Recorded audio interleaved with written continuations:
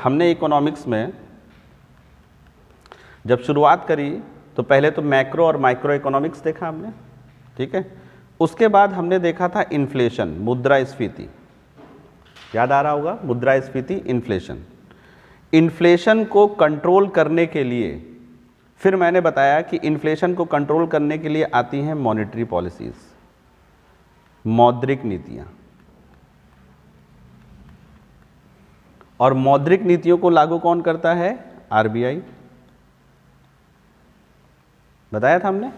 और monetary policy के ही उसमें दो मार्केट फिर मैंने बताई, एक थी मनी मार्केट और एक थी कैपिटल मार्केट। मनी मार्केट के टूल्स मैंने आपको बताए सारे, और मनी मार्केट में जो उसमें पार्टिसिपेंट्स होते हैं वो बताएं। और जब कैपिटल मार्केट में हम पहुंचे तो कैपिटल मार्केट में मैंने आपको टूल्स बताया, और उसी टूल्स में जब हमने आपको उसके टूल्स बताए तो उसी से शेयर मार्केट में पहुंच गए, हम लोग पहुंचे ना शेयर मार्केट में, और उसी शेयर मार्केट से फिर हम लोग म्यूचुअल फंड में पहुंच गए, और म्यूचुअल फंड के बाद फिर हमने इंश्योरेंस में पहुंच गए। क्यों? क्योंकि इंश्योरेंस वाले भी पैसा कहाँ लगा रहे हैं? शेयर मार्केट में। तो इसीलिए ये सीक्वेंस चला, है ना। म्यूचुअल फंड भी इसीलिए पढ़ा क्योंकि वो शेयर मार्केट का टूल है एक पार्ट, और शेयर मार्केट इसलिए पढ़ा क्योंकि वो कैपिटल मार्केट का पार्ट है, और इंश्योरेंस भी इसीलिए पढ़ा क्योंकि वो भी शेयर मार्केट में पैसा लगा रहे हैं।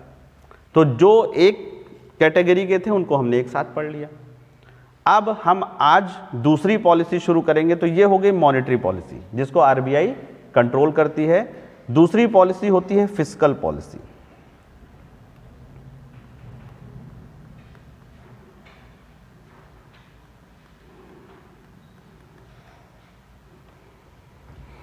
ठीक है, फिस्कल पॉलिसी। तो जो फिस्कल पॉलिसी सिस्टम होता है इसको कहते हैं राजकोषीय नीतियां।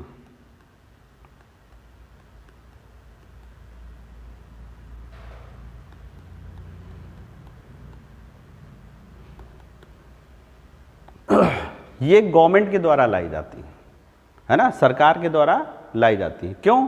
क्योंकि ये गवर्नमेंट के लिए इनकम और एक्सपेंडिचर को डिसाइड करती है। ये क्या डिसाइड करती हैं? गवर्नमेंट का एक्सपेंडिचर और इनकम, जिसमें कि हमारा बजट आता है।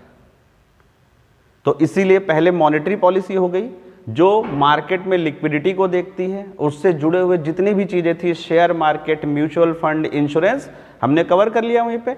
अब दूसरी पॉलिसी होती है वो कहलाती है फिस्कल पॉलिसी। ये भी इकोनॉमी के से ही जुड़ी हुई है। इसमें होता है कि गवर्नमेंट का एक्सपेंडिचर और इनकम कैसे डिसाइड किया जाए, कैसे एक्सपेंडिचर को मैनेज किया जाए, कैसे इनकम को मैनेज किया जाए, ये सारी चीजें आपकी फिस्कल पॉलिसीज में रहती हैं। तो इससे ही पता चलता है कि फिस्कल पॉलिसी लाने का काम कौन करेगा? गवर्नमेंट ऑफ इंडिया, या फिर स्टेट गवर्नमेंट है तो स्टेट गवर्नमेंट लाए। यानी इसी में आप पढ़ेंगे बजट। बजट और कुछ नहीं है, बजट बताता है कि आने वाले समय में, अगले एक साल में सरकार क्या खर्च करने जा रही है, और उस खर्च को पूरा करने के लिए कहाँ से इनकम या आय होगी। ये समझ में आया ना। तो इसीलिए फिस्कल पॉलिसी को पूरी तरीके से इशू करने का काम, रेगुलेट करने का काम गवर्नमेंट ऑफ इंडिया करती है। ये देखिए, इसका काम होता है गवर्नमेंट ऑफ इंडिया, या जो भी गवर्नमेंट है, चाहे स्टेट गवर्नमेंट हो, उसकी आय,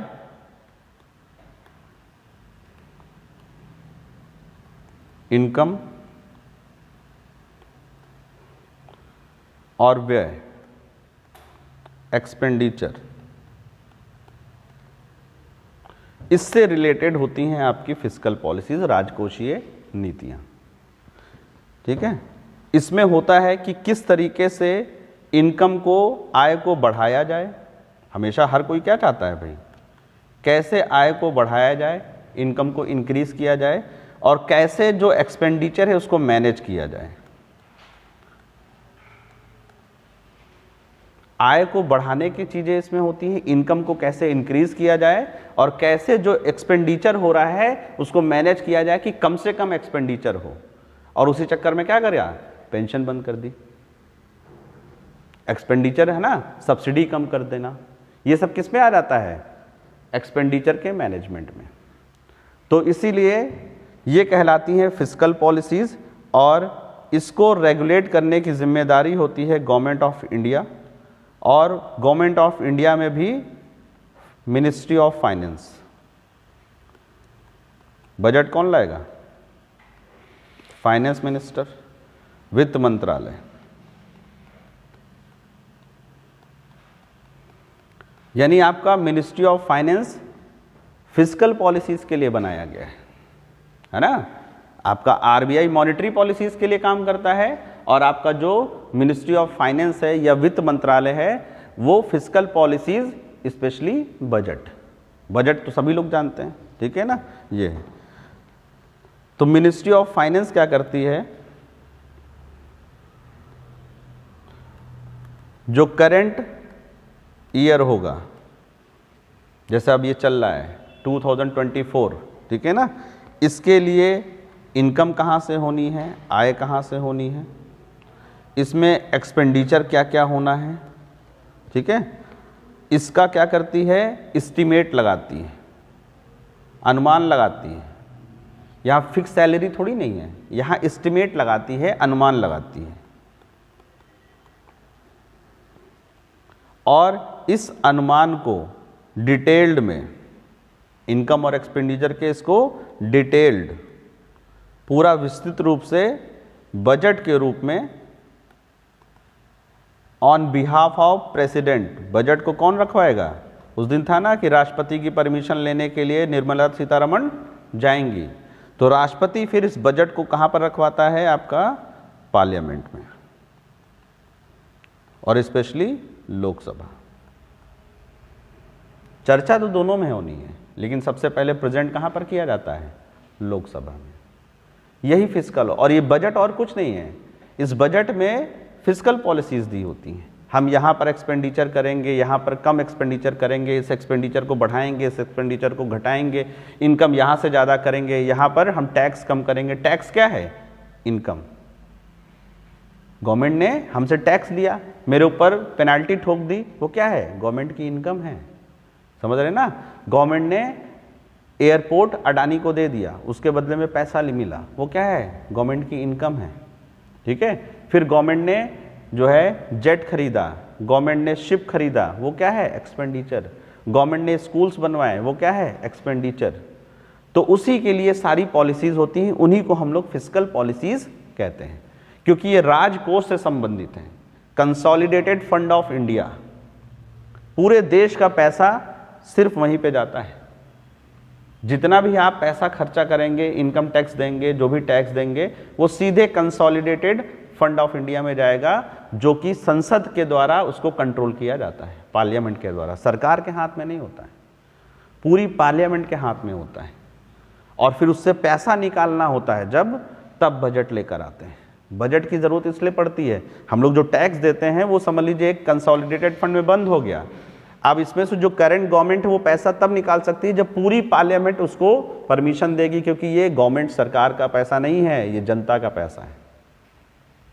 सरकार ने कर्ज लिया है ना, लेकिन वो कर्ज चुकाना सरकार को नहीं है, जनता को है, इसीलिए वो भी पैसा इसी में डाल दिया जाएगा। सरकार ने कर्ज लिया जापान से, ले किसी से, पैसा इसी में रखा जाएगा।